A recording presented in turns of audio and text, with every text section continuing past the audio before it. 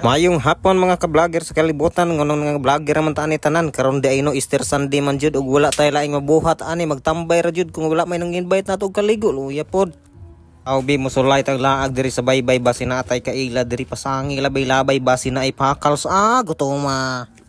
Nyawa ano yan mingawa man bidto una to nang daghan kaayong nangaligo gamay ra man nangaligo diring dapita samot ka parat ning dagat ni maho nang ihi.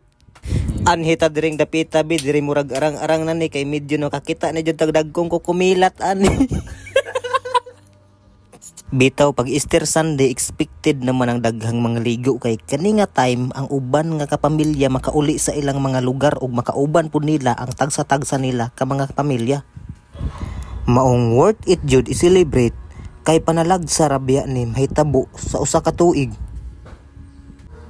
Oh, di ba? No? Sakto no? Oh, sakto lagi.